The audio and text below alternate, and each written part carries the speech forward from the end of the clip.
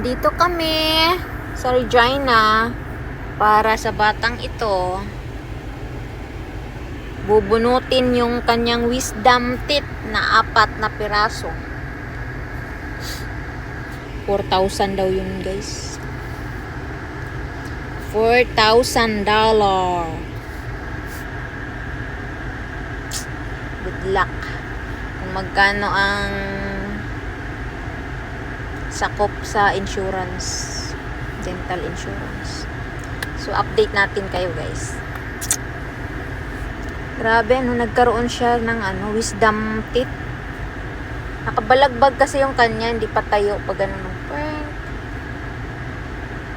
Tapos taas baba. Kaya yung ngipin niya magkanda sungki-sungki. Aray ko. Dahil patulak. Wawa.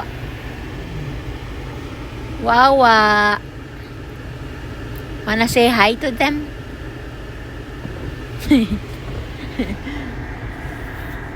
Dito yung magtatay, yung bunso at ang tatay sa Jollibee.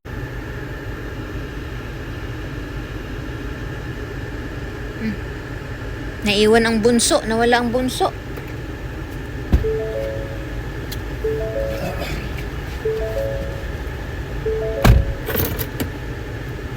Ito, yan na yan?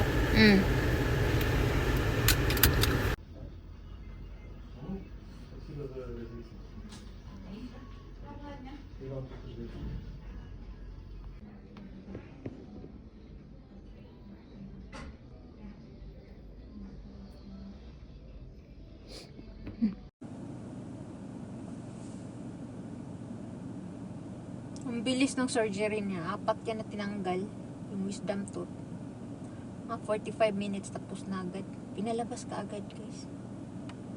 Wala man lang recovery Tapos ang binayaran ay charararan, dandan. Kita ko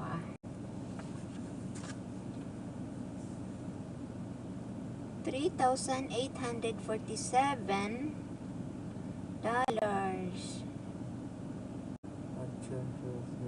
Duntok na bite it.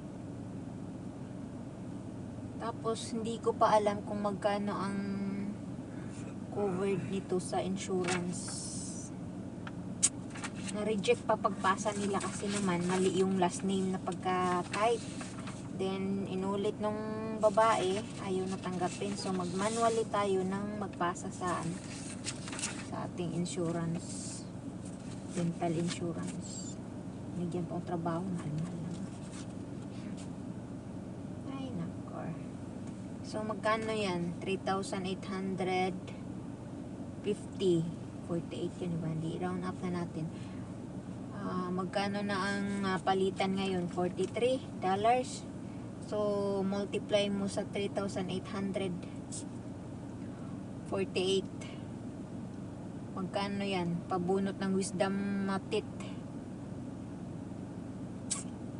Buti na lang nasa Canada ka, bata. Kaya medyo afford. Ginamit natin yung pera nila.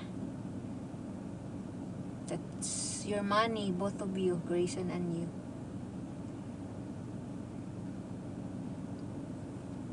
Pero di natin sure kung maklaim natin to lahat. Ang alam ko kasi yung akin sa annually ang per person sa bawat pamilya ay 1.5 isa. So medyo kalahati, more than kalahati ang babayaran natin. Okay na rin kasi ganda sungki ngipin niya. So yun lang, guys, ang ating update. Nandito kami sa Great Asian Store bumibili ng isda. Atin na ako bumili. Hindi na ako bumaba kasi nahilo ako sa price na binayaran ko. Hindi ko pati ginamit yung credit card. Ganun din, babayaran din. Ay, yung points pala, sayang. Yung points pala dapat, ang laki dapat no. Alam na.